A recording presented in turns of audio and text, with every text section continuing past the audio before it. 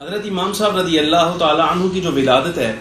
یہ مشہور قول کے مطابق، مختار قول بھی یہی ہے، سن 80 ہجری میں ہوئی اور آپ سے خود مروی ہے۔ یہ چونکہ صحابہ کرام علیہم الرضوان ابھی مکہ مکرمہ میں، مدینہ طیبہ میں، کوفہ میں، شام میں، بصرہ میں، ہر جگہ پر موجود تھے، تو امام صاحب رضی اللہ تعالیٰ عنہ کی چونکہ ولادت تھی کوفہ کے اندر، تو پھر آپ سے مروی ہے کہ صحابہ کرام رضی اللہ تعالیٰ عنہ مجمعین کی زیارت بھی کی آپ نے۔ خود فرماتے ہیں، جس کو امام ابو معشر عبد الکریم بن عبد الصمد طبری نے نقل کیا، فرماتے ہیں کہ قال ابو حنیفہ رضی اللہ تعالی عنہ لقیت من اصحاب رسول اللہ صلی اللہ علیہ وسلم سبعہ وهم انس بن مالک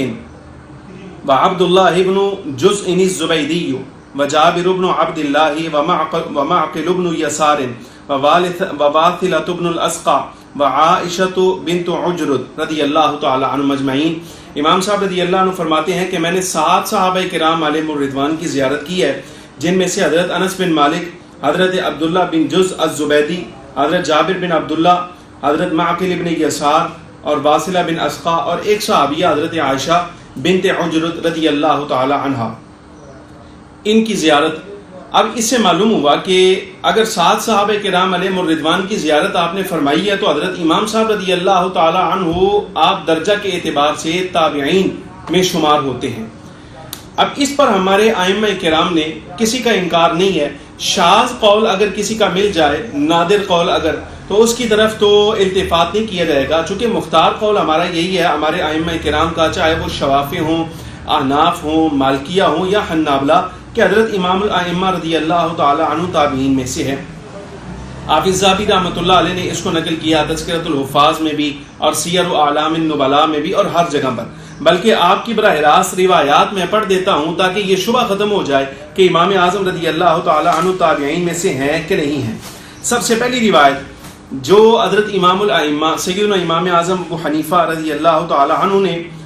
حضرت انس بن مالک رضی اللہ تعالی عنہ سے سنی، آپ خود فرماتے ہیں سمعت انس بن مالک یقول قال رسول اللہ صلی اللہ علیہ وسلم طلب العلم فریضۃ علی کل مسلم۔ حضرت امام اعظم ابو حنیفہ فرماتے ہیں حضرت انس بن مالک رضی اللہ تعالی عنہ سے میں نے خود سنا، آپ فرماتے ہیں کہ حضور اکرم صلی اللہ علیہ وسلم نے ارشاد فرمایا ہر مسلمان پر علم کا حصول فرض ہے۔ یہ حضرت انس بن مالک کی روایت۔ دوسری روایت جو آپ نے حضرت عبداللہ بن انیس سے سنی ہے، اور یہ بڑا مشہور واقعہ ہے جس کو مسند امام اعظم کے اندر اور دیگر کتب کے اندر روایت کیا گیا، میں علامہ خوارزمی کی جامع المسانید سے آپ کے سامنے پڑھ رہا ہوں۔ حضرت امام اعظم رضی اللہ عنہ فرماتے ہیں میں سن 80 ہجری میں پیدا ہوا اور حضرت عبداللہ بن انیس رضی اللہ تعالی عنہ سن 94 ہجری کے اندر کوفہ آئے، اور کیفیت یہ ہے کہ میں نے ان سے یہ روایت سنی، میری عمر اس وقت 14 برس تھی۔ فرماتے ہیں کہ حضور اکرم صلی اللہ علیہ وسلم نے ارشاد فرمایا تیرا کسی شے کے ساتھ محبت کرنا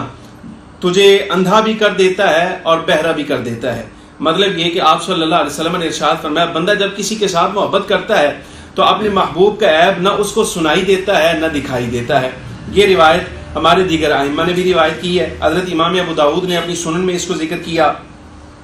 تیسری روایت آپ کی حضرت عبداللہ بن حارث سے ہے، حضور اکرم صلی اللہ علیہ وسلم کے صحابی ہیں، اس کو روایت کیا۔ حضرت امام اعظم رضی اللہ تعالیٰ عنہ کی مسند کے اندر کی روایت موجود ہے، فرماتے ہیں میں 16 برس کی عمر میں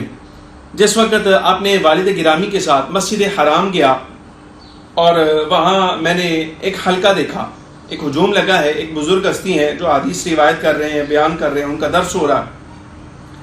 تو میں نے اپنے والد گرامی سے پوچھا یہ حلقہ کس کا ہے اور یہ بزرگ کون ہے؟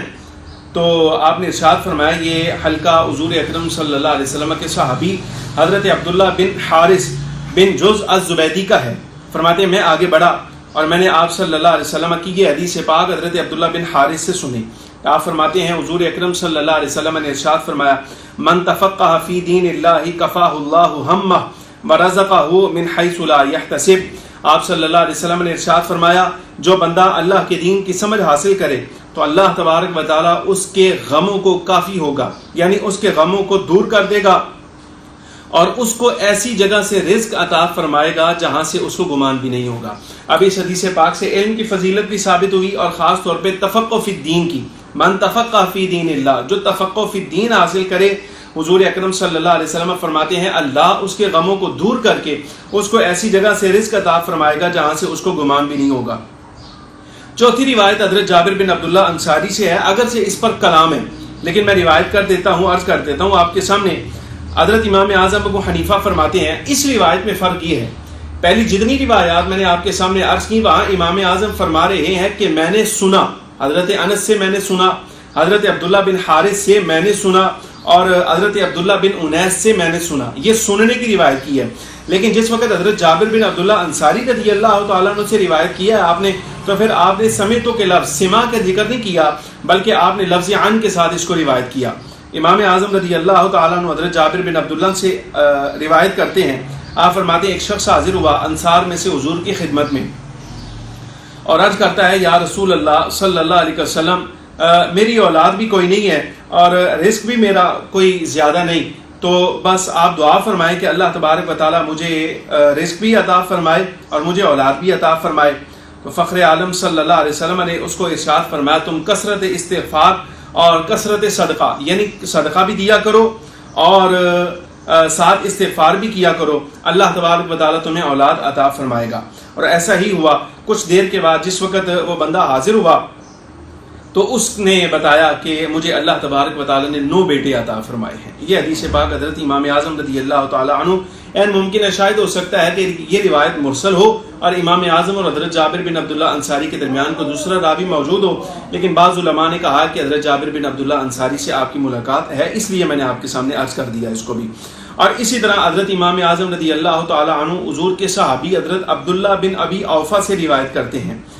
اس حدیث پاک کو بھی سمعتو کے لفظوں کے ساتھ ذکر کیا، اور حضور اکرم صلی اللہ علیہ وسلم نے حضرت عبداللہ بن ابی اوفا فرماتے ہیں سرکار نے ارشاد فرمایا من بنا مسجدن، جو بندہ مسجد بنائے اگرچہ اتنی بنائے کہ جس کے اندر صرف ایک پرندہ رہ سکتا ہے، بن اللہ تعالی لہ بیتن فی الجنہ، تو اللہ تبارک و تعالی بدلے میں اس کے لیے جنت میں گھر بنائے گا۔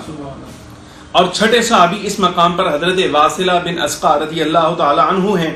آپ سے حضرت امام اعظم فرماتے ہیں میں نے سنا، اور حضرت واصلہ صحابی رسول کہتے ہیں میں نے حضور اکرم صلی اللہ علیہ وسلم سے سنا لا تظہر شماتۃ لاخیک فیعافیہ اللہ ویبتلیک،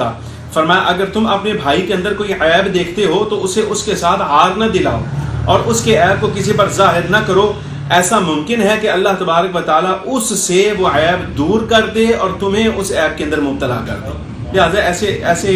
جو ہوتے ہیں اخلاق لوگوں کے، ان کو تذکرہ، ان کو ذکر نہیں کرنا چاہیے۔ 7ویں روایت جو حضرت امام اعظم رضی اللہ تعالی عنہ نے صحابیہ رسول حضرت سیدہ عائشہ ابن عجرد سے روایت کی، وہ فرماتی ہیں حضور اکرم صلی اللہ علیہ وسلم نے ارشاد فرمایا اکثر جند اللہ فی الارض الجراد لا آکلہ ولا احرمہ، آقا دو عالم صلی اللہ علیہ وسلم نے ارشاد فرمایا اللہ کے لشکروں میں سے سب سے بڑا لشکر جو ہے وہ ٹڈیوں کا ہے، نہ میں اس کو خود کھاتا ہوں نہ اس کے کھانے کا حکم دیتا ہوں۔ اب یہ 7 روایات میں نے مثال کے طور پہ آپ کے سامنے عرض کی ہیں جامع المسانید سے۔ ان حدیث سے یہ روایت سے، ان روایات سے ثابت ہوتا ہے کہ حضرت امام الائمہ رضی اللہ تعالی عنہ آپ ان لوگوں میں سے ہیں جنہوں نے صحابہ کرام علیہم الرضوان سے روایت لی ہے، یعنی تابعین میں سے ہیں۔ اچھا، اس میں آپ دیکھ لیجئے حضور اکرم صلی اللہ علیہ وسلم نے آپ کے وجود کی طرف اشارہ بھی فرما دیا، اور دوسرا صحابہ سے ملاقات بھی ہو گئی، اور تیسرا ایک خاص وصف جس کو ہمارے ائمہ نے روایت کیا، اور میں یہاں پر آپ کے سامنے حضرت حافظ سیوطی رحمۃ اللہ علیہ کے حوالے سے تبیید الصحیفہ سے ذکر کر دیتا ہوں، وہ یہ کہ حضرت مولا علی رضی اللہ تعالی عنہ کی دعا تھی حضرت امام اعظم ابو حنیفہ رضی اللہ تعالی عنہ کے والد کے لیے۔ اس واقعہ کو حضرت امام صاحب کے صاحبزادے رضی اللہ تعالی عنہ روایت کرتے ہیں، فرماتے ہیں کہ میرے دادا یعنی حضرت امام اعظم کے والد گرامی ثابت بن نعمان یہ حضرت مولا علی رضی اللہ تعالی عنہ کے پاس گئے اور کچھ میٹھا پیش کیا، چھوٹی عمر تھی، تو جس وقت ان کے والد گرامی ان کو لے گئے، یعنی امام صاحب کے دادا جان حضرت امام اعظم کے والد کو مولا علی کے پاس لے گئے، فدعا لہ بالبرکہ فیہ وفی ذریتہ، تو مولا علی رضی اللہ تعالی عنہ نے ان کے لیے بھی دعا فرمائی اور ان کی اولاد کے لیے بھی دعا فرمائی۔ امام اعظم رضی اللہ تعالی عنہ کے صاحبزادے جو اس حدیث کے اس واقعے کے راوی ہیں وہ کہتے ہیں وَنَحْنُ نَرْجُو مِنَ اللَّهِ أَن يَكُونَ قَدِ اسْتَجَابَ اللَّهُ تَعَالَى ذَلِكَ لعلی ابن ابی طالب فینا، عین ممکن ہے، ہمیں امید ہے وہ دعا جو ہمارے دادا جان کو حضرت مولا علی رضی اللہ تعالی عنہ نے ان کے وجود کے لیے برکت کے طور پر دی تھی اور ان کی اولاد کے طور پر بھی دی تھی، ان کی اولاد کو بھی دعا دی. ہم امید کرتے ہیں کہ اللہ تبارک و تعالی نے مولا علی رضی اللہ تعالی عنہ کی اس دعا کو قبول فرمایا اور ثابت کو حضرت امام اعظم نعمان بن ثابت جیسا بیٹا عطا فرما کے اس دعا کا ظاہر فرما دیا. اب خلاصہ یہ ظاہر ہوا کہ امام اعظم رضی اللہ تعالی عنہ حضور کے وجود کی بھی برکت رکھتے ہیں. سرکار دو عالم صلی اللہ علیہ وسلم نے ان کے وجود کی طرف اشارہ بھی فرما دیا. تابعین میں سے بھی ہیں، صحابہ کرام سے روایت کرتے ہیں اور مولا علی رضی اللہ تعالی عنہ کی دعا کا مظہر ہے.